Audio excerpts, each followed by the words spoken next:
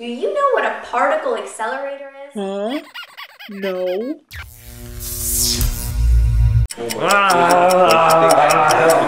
Oh, it's that thing with the cat. I disagree. It's no cats. It's that thing with like the water cow and like the meadow, you know, with like the little swirl thing. It's not lead. It's that pedal you press on in the atoms that helps them go faster.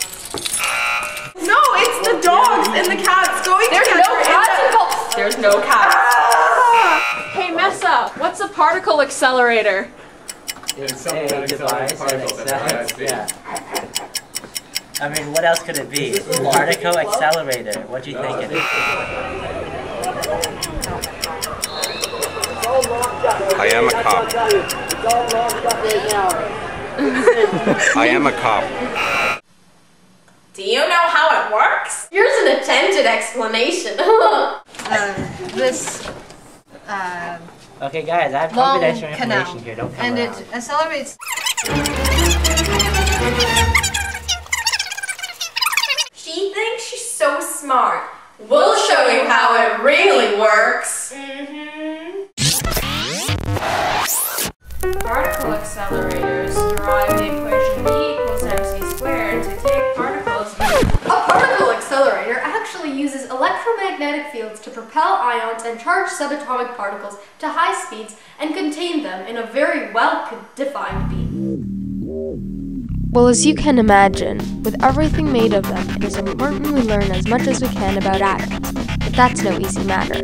Atoms are so terribly tiny that they are very difficult to study. The fact is, it takes some of the largest machines ever built to get a good look inside.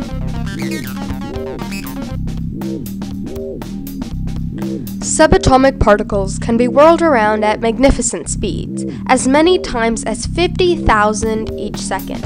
It is the equivalent of traveling from the Earth to the Moon in about a second. Copper tubes and long magnets speed and guide the particles along the way. When they reach about 99% the speed of light, the particles are slammed into a beam traveling in the opposite direction. Collisions at accelerators can occur either at a fixed target or between two beams of particles. Particle detectors are placed around the collision point to record and reveal the particles that emerge from the collision. The information obtained on a particle's speed, mass, and electric charge can help physicists to work out the identity of the particle.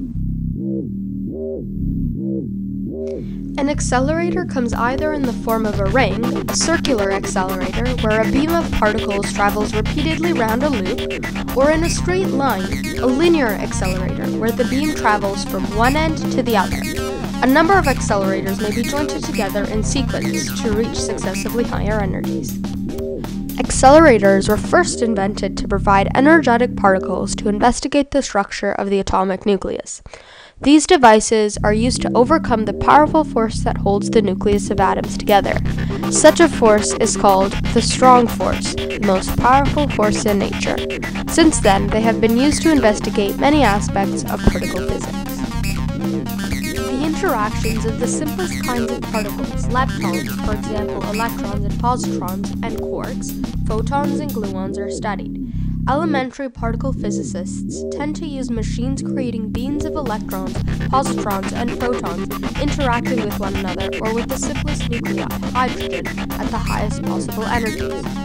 Nuclear physicists and cosmologists may use beams of bare nuclei stripped of electrons to investigate the structure, interactions, and properties of the nuclei themselves, and of the condensed matter at extremely high temperatures and densities, such as may have occurred on the first moments of the Big Bang. These investigations often involve collisions of heavy nuclei, like atoms of iron or gold at high energies. At low energies, however, beams of accelerated nuclei are also used, such as in medicine for the treatment of cancer. The largest and most powerful particle accelerator, the Large Hadron Collider, LHC, is scheduled to be operational in mid-November 2009. It lies in a tunnel 27 kilometers in circumference, as much as 175 meters beneath the Franco-Swiss border near Geneva, Switzerland. It is anticipated that the collider will either demonstrate or rule out the existence of the elusive Higgs boson, the last unobserved particle among those predicted by the Standard Model. Various types of magnets are used to serve different functions. For example, dipole magnets are usually used to bend the path of a beam of particles that would otherwise travel in a straight line. The more energy a particle has, the greater the magnetic field needed to bend its path. Quadruple magnets are usually used to focus a beam, gathering all the particles closer together, similar to the way that lenses are used to focus a beam of light. Specifically, the main components of an accelerator include radio frequency, RF cavities, and electrical fields, vacuum chambers, and magnets. These provide acceleration to a beam of particles. RF cavities are located along the beam pipe. Each time a beam passes the electric field in an RF cavity, some of the energy from the radio wave is transferred to the particles. This is the metal pipe, also known as the beam pipe, inside which a beam of particles travels. It is kept at an ultra-high vacuum to minimize the amount of gas present to avoid collisions between a gas molecule and the particles in the beam. How the particles in an accelerator move without any reference to the cause of their motion directly relates to kinematics. Whether linear or circular motion can increase the speed or accelerate these particles, at which point they have more kinetic energy, allowing us to explore the existence of higher energy levels. In addition, when the particles at different speeds collide, these properties can be used in the identification of new subatomic particles. In fact, there is an entire study called particle kinematics dedicated to how particles move. Aha! I see.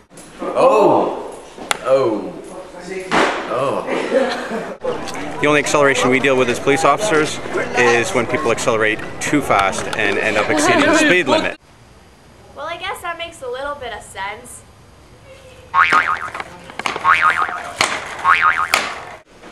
I knew that. That's what he said. Mr. Nolan. Yeah, now I get it.